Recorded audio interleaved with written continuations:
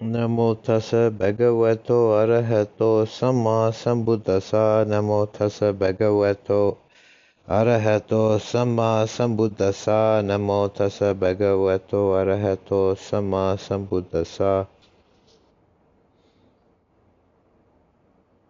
I want to look today at a particular sutta from the Anguttara Nikaya Book of Sixes. This is a quite interesting sutta in a number of respects. It is a good example of a certain style of teaching that the Buddha would often use, of analytic examination of categories. And the style is repetitive in each section, but with variations that are significant. This is in the Book of Sixes, and the English title is Penetrative Insight. Bhikkhus, I will teach you a penetrative exposition of the Dhamma. Listen closely and I will speak. Yes, Bhante, those bhikkhus replied. And the Blessed One said, and what, bhikkhus, is that penetrative exposition of the Dhammas? Then he goes through 6 categories, just stating them initially, and then analyzing each one in the second section. So, number 1, sensual pleasures should be understood. The source and origin of sensual pleasure should be understood. The diversity of sensual pleasure should be understood. The result of sensual pleasure should be understood. The cessation of sensual pleasure should be understood. And the way leading to the cessation of sensual pleasure should be understood. So that's 6 categories related to sensual pleasure. So there's 6 times 6. Because then he goes through the same list, and I won't read out all the repetitions, but he goes through the same list for feelings, perceptions, the taints, that is the asavas, kama, and suffering. Then in the second section of the sutta, he analyzes these.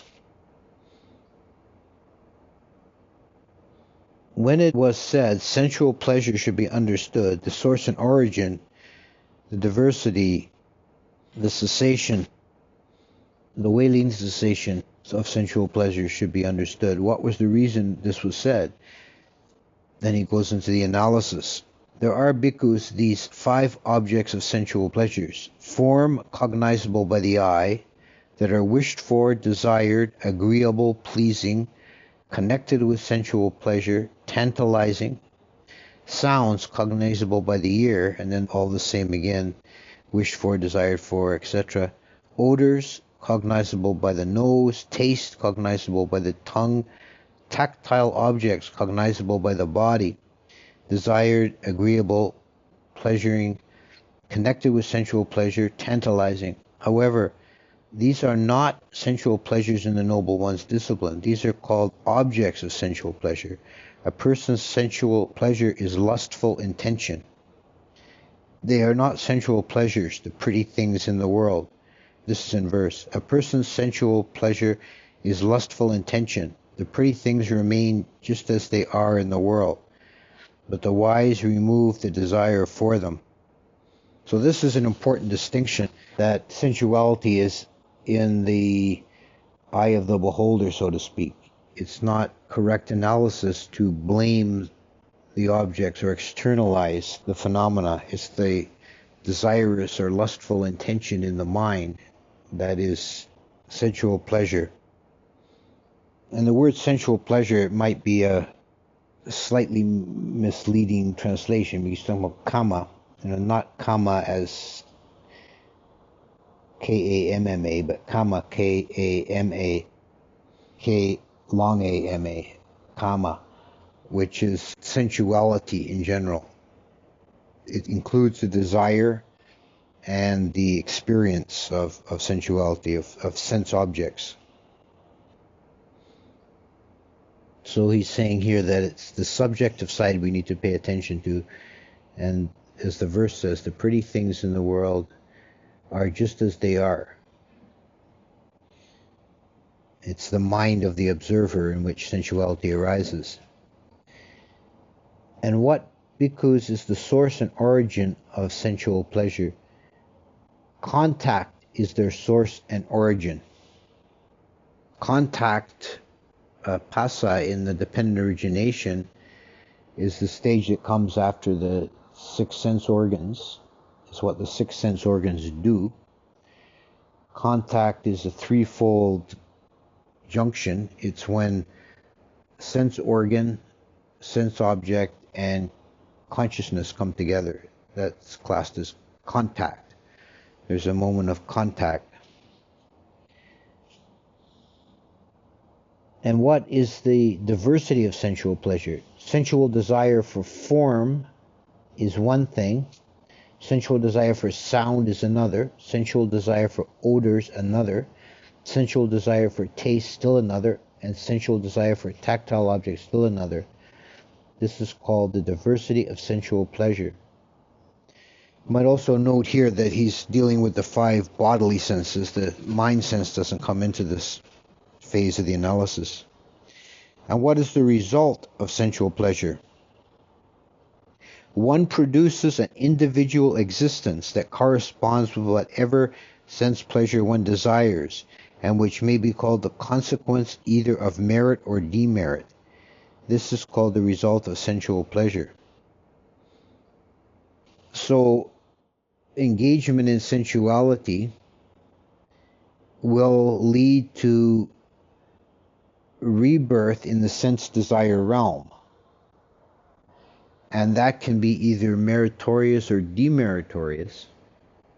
So it's a mistake to put a kind of simplistic morality onto sense desire and sense pleasure and say it's bad or evil or wrong in itself. It's limiting, because it means that engagement in sense desire will result in rebirth, not escape from rebirth, and it will be rebirth in the sense desire realm, which is, of the three realms of becoming, it's the lowest and the most confused and the most diverse.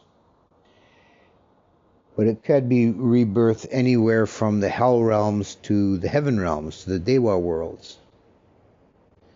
So engagement in sensuality does not lead out of samsara, does not lead out of rebirth.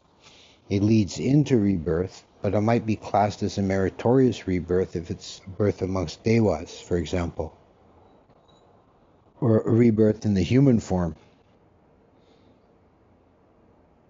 Of course, the ultimate goal is to escape from rebirth altogether. And what is the cessation of sensual pleasure? With the cessation of contact, there is the cessation of sensual pleasure. So this is just a restatement of the fundamental principle of dependent origination. Without the cause, with the cessation of the cause, there's a cessation of the result.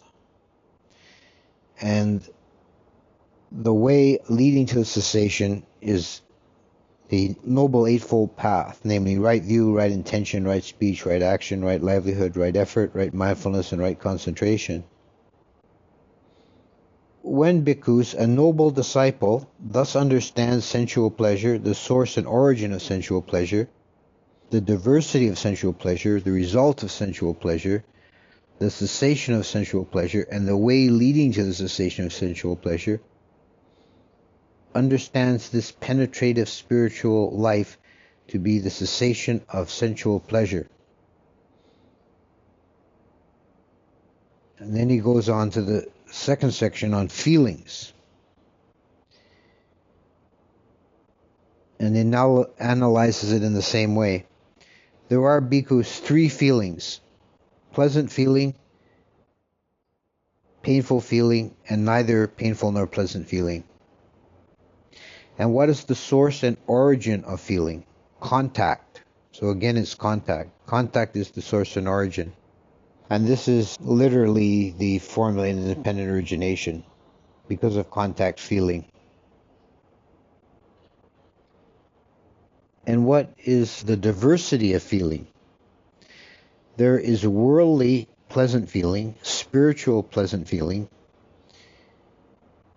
There is worldly painful feeling. There is spiritual painful feeling. There is worldly neither painful nor pleasant feeling. And there is spiritual neither painful nor pleasant feeling. And in other places in the canon, this is explained. That's all it states here in this sutta. But besides the three basic feelings, there can be a cross-reference to whether they're worldly or unworldly or spiritual. And if I recall, the Pali is mamingsa and amamingsa, which would be like fleshly or corporeal, and non-fleshy or non-corporeal. It would be a more literal way of looking at it. But the worldly feelings are feelings that come from ordinary mundane phenomena. And the spiritual feelings are feelings developed in the meditative path. And it's explained for painful spiritual feeling. By that is meant painful feelings that might arise in the course of meditation, which are not in themselves desirable, but one needs to have the courage and the strength to endure them and pass through them. Pleasant feeling is like the bliss of jhana, and neutral feeling is the equanimity that's an integral part of the higher development, both of jhana and of insight. And what is the result of feeling? One produces an individual existence that corresponds with whatever feelings one experiences, and which may be the consequence of either merit or demerit. This is the result of feelings. So feelings too lead to different types of rebirth, different forms of existence. And what is the cessation of feeling? With the cessation of contact, there is a cessation of feeling. So this is the third case in which contact is given as, with the cessation of contact, there's a cessation of feeling. And in this case, it's the most directly related to the dependent origination formula, which when is expressed in reverse order, it makes exactly the same statement. And again, the way leading to the cessation of feeling is the Noble Eightfold Path. So that's the analysis of feelings. Then perceptions. And because there are 6 perceptions, and these are again analyzed in terms of the sense organs, and here we include the 6. Besides the 5 physical senses, there is perception of mental phenomena. So there is a separation, there's a difference between sensation and perception. Sensation is the physical or sense contact yields that physical sensation of an object, but perception is what integrates it and recognizes it and makes sense of it. And perception is colored in many different ways by our experience and by our desires and by our fears and so on. Perception can be fooled and misled. What is the source and origin of perception? And again, contact is the source and origin. And this is easy to understand. When contact with an object is made, then the object is first made conscious. This is sensation of a color blue, and then there's a perception of the sky. There's 2 separate things. What is the diversity of perception? The perception of forms is one thing, perception of sounds another, and so on through the 6 sense bases. What is the result of perception? I say that this one is again a little different. I say that perception results in expression. In whatever way one perceives something, in just that way one expresses oneself, saying, I was percipient of such and such. This is called the result of perception. So perception is an intermediate stage in expression or formulating names and descriptions. The raw experience of a sense object is just a raw experience of a color or a frequency of sound, so forth. And then it's perceived in the mind as some particular object related to some class of objects or some past experience. And then there's a mental processing of that, which is here called expression, and it might be externalized. It might become an actual verbal expression. You describe what you've seen, or you name it, but it might just be internal, like you're organizing it in your mind, your experience. So there's these separate levels of dealing with phenomena. In the Visuddhimagga, there's a kind of colorful metaphor to show how objects are dealt with by the mind. It's the case of a gold coin. If it's picked up by a child, untutored, naive child, he just sees a bright, shiny object. That's as far as his penetration or manipulation of the mental manipulation of the object goes. And that's sensation, just the raw data. And then an ordinary, educated, competent adult picks up the coin, and he sees it as a coin of some set value, 1 kahapana or whatever, and he knows what it is and what it's used for. So that's perception. Now you've categorized it. The sensation is the same as that of a child, but there's a deeper perception of it. Then if its coin is picked up by a trader who deals in foreign currencies and coins, he'll have a whole analysis on this coin and say, oh, this is a kahapana from Kingdom of Kosala. It's worth 10% more than a Magadhan kahapana, and so on. And that's the mental expression or the analysis.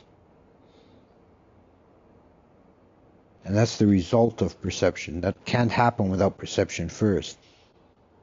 And what is the cessation of perception? With the cessation of contact, there's cessation of perception. And the Noble Eightfold Path is the way leading to the cessation, and so forth. And then the fourth one, the taints or the asavas. There are, bhikkhu, these three taints: the taint of sensuality, the taint of existence, and the taint of ignorance. This is a list that occurs many places, the three asavas, and they have some relation to the three forms of existence and to three levels of defilement in the mind. The taint of ignorance is the most fundamental or primordial, the most basic, and all samsaric existence, until it reaches the stage of full enlightenment and is on its way out of manifestation, all samsaric existence is marred by the taint of ignorance. To be in existence is to be ignorant. So this applies to all three levels of existence. There's some ignorance involved. The taint of existence, that would be a bhava, the bhava asava. And bhava is a word that is often translated as becoming or being, existence. I think here we could think of it as manifestation. To be manifest in some form of existence, it's a taint, it's a defilement or an asava, just to be a manifest existent, because it's already a limitation. By being manifest, it's a limitation of potential, that it's a flaw on, you could say, on the pristine or emptiness. The Tibetans sometimes refer to sunyata, or the emptiness, as the full emptiness, because it has, by being void, it has universal potential. It's unlimited in that way. But once something is manifest, then it's limited. It's a constrained existence. The universal potential is gone. You can think of a metaphor. If you have a blank sheet of paper, then later could have cartoonish doodles on it, or it could have the beginning of a great novel, or it could have plans for some amazing invention, or it could have your grocery list. Who knows? But once one of those things is on the paper, then all the other things are not. There's a limitation. There's a defining. It's a falling away from unlimited potential. So it's in a way, it's a kind of a brokenness. Certainly a constraint. So manifestation is considered a taint, an asava. And this corresponds to the level of existence in the realm of form. Like the Brahma realm. And the third one is the taint of sensuality, which is a desire for an engagement with objects of the senses. And this corresponds to existence in the sense desire realm. So there's a kind of nested hierarchy in these asavas, that the most deeply rooted and most fundamental is ignorance. Then there's bhava, manifestation, and this also relates to bhava tanha, the desire for existence. And then kama tanha, the desire for sense experience, is the most superficial of the three. So these are the three asavas. And what is the source and origin of the taints? And up to now, every single one has said that the source was contact, but here it changes. It says ignorance is their source and origin. So everything unfolds out of ignorance. Because of ignorance, there is samsaric existence, and not otherwise. And what is the diversity of the taints? There are those taints that lead to hell. There are taints leading to the animal realm. There are taints leading to the realm of hungry ghosts. There are taints leading to the human world, and there are taints leading to the Deva world. This is called the diversity of the taints. So any form of manifestation is based on the taints. And what is the result of the taints? One immersed in ignorance produces a corresponding individual existence, which may be the consequence either of merit or demerit. This is called the result of the taints. And what is the cessation of the taints? With the cessation of ignorance, there is the cessation of the taints. And the Noble Eightfold Path is the way leading to the cessation of taints. I should also just mention here that the translation taints is not always the word used. Asava is one of those words that's very difficult to translate. I've seen some translators try to be very literal, and they call them outflows, which is kind of confusing. Taints is probably as good as any. But they're like very fundamental root defilements that underlie existence in samsara. Then the fifth one is kama.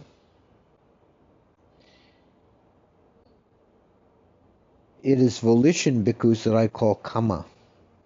For having willed, one acts by body, speech, or mind.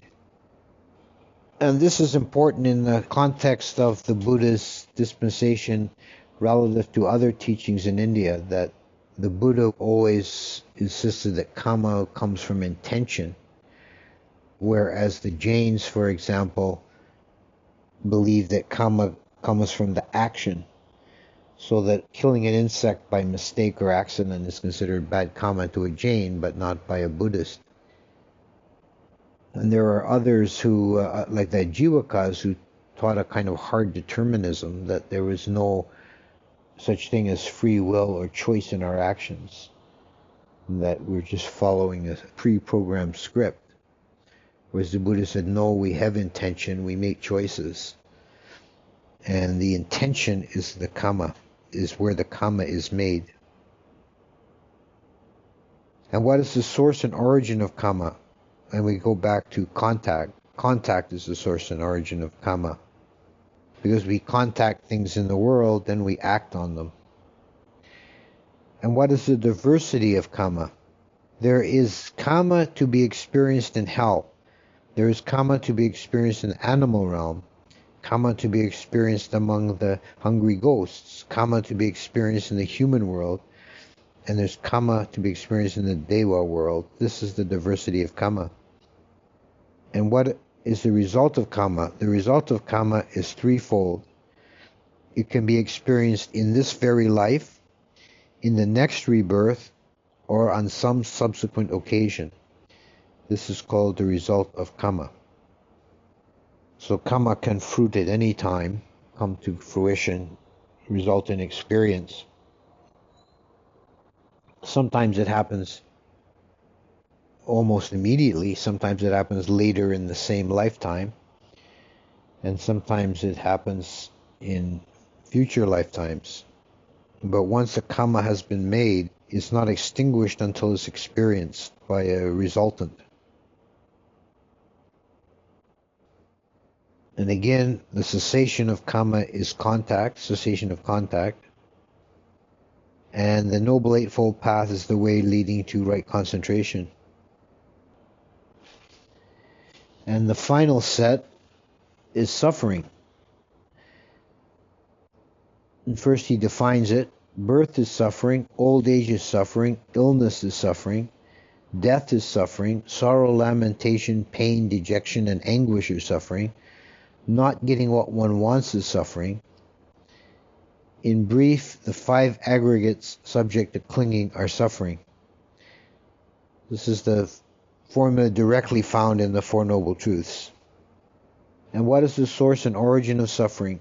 Craving is their source and origin. So this is another one that departs from the formula of contact. And this again follows the Four Noble Truths. And what is the diversity of suffering? There is extreme suffering. There is slight suffering. There is suffering that fades away slowly. There is suffering that fades away quickly. This is called diversity of suffering. And what is the result of suffering? Here, someone overcome with suffering, with a mind obsessed by it, sorrows, languishes, laments, he weeps, beating his breast, and becomes confused. Or else, overcome by suffering, with a mind obsessed by it, he embarks upon a search outside, saying, who knows one or two words for putting an end to this suffering? Meaning like a magic mantra. Suffering, I say, results either in confusion or in search. This is called the result of suffering. So when beings experience suffering, they either endure it with a confused state of mind, with a hopelessness and the overwhelming sense of anguish, or they try to make an end of it by searching outside themselves for some cure or magic formula. And what is the cessation of suffering? With the cessation of craving, there's the cessation of suffering. And the Noble Eightfold Path is the way leading to the cessation. And this, because is the penetrative exposition of the Dhamma. So this sutta is a very good example of this style of analytical sutta we find the Buddha often uses, going through ordered lists with repetitive formulas that are adjusted and changed for each term in the series. And we have here a few very important themes of Dhamma. One of them is the importance of contact in our whole experience. It comes up as the cause of 4 of the 6 of the terms here. Contact is the externalization of our mind, the mind going out towards objects.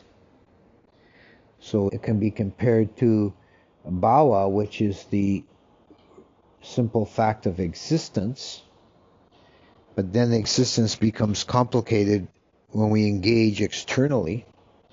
So we're engaging in samsara with contact with phenomenal existence. And we can compare this to the words of the Buddha to Mogaraja in the Sutta Nipata, where he told the Mogaraja the way to escape the eye of the Lord of Death: be ever mindful, see the world as empty, and abandon thoughts of self. So emptiness both ways, externally and internally.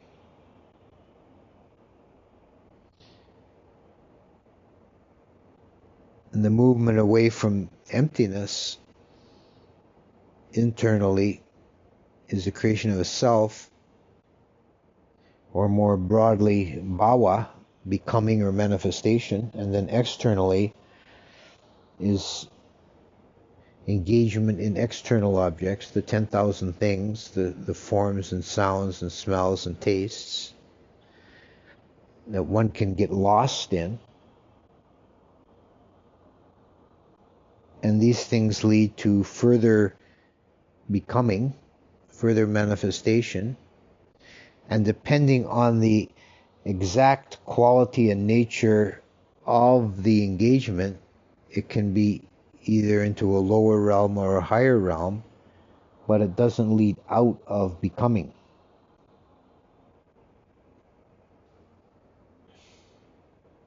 And in each of these terms, he ends with a statement of the Eightfold Noble Path, which is the way leading to the cessation of all of it.